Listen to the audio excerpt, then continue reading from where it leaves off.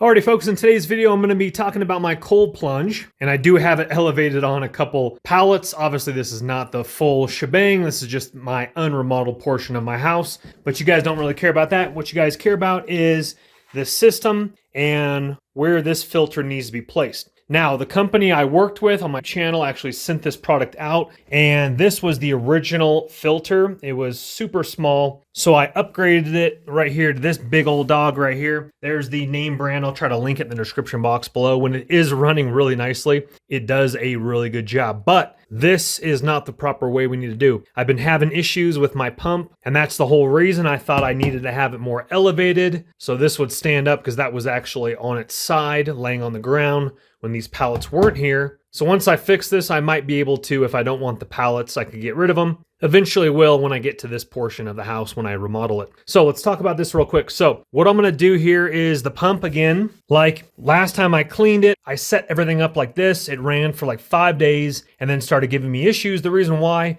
is the pressure coming out of here. It's not getting enough coming up and through here to completely fill my pump and then push it to the chiller. So what I need to do is I need to put my pump over here on this side with a line then going over to my filter, which will then be attached to this hose. So what that's gonna do is the water coming through here on the bottom is gonna come out from my cold plunge, being sucked into my pump, then pushing that water into my filter, flowing it up and over, and then going directly into this line into the chiller, and then back up into my upper line right here. So I might need to order some more quick releases, but what's really nice about this cold plunge is I have my cutoff valves right here and right here as well. So now that water is completely cut off, but I will need a bucket because the chiller is full with water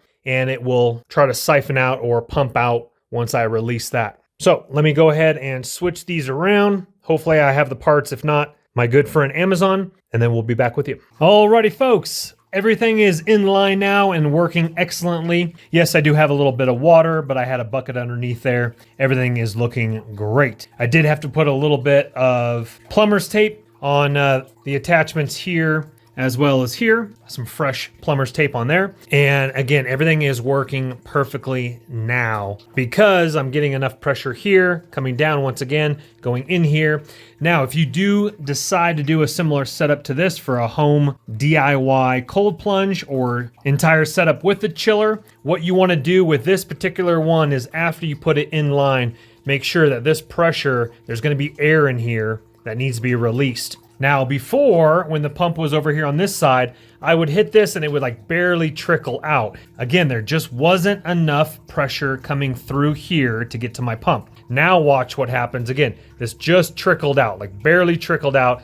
Now I hit that and it just shoots straight up, meaning there's beautiful pressure inside of my filter right now. Now coming up here, this is what it needs to look like here. This is good pressure coming out of the chiller up into my cold plunge, where last night I was trying to figure all this out and that was barely moving at all. So now I'm getting great flow. Just make sure you pay attention to your quick releases. Make sure you don't get any drips. If so, look at your O-rings or plumber's tape for like your pump right here and here as well. Everything is looking great, except for obviously a little bit of drip right here when I just did that. But that is how you fix your pump and inline for your filter and where everything goes so that your cold plunge can get back up and running. If you guys wouldn't mind, hit that thumbs up button on the way out if it has helped you. Thank you so much for watching.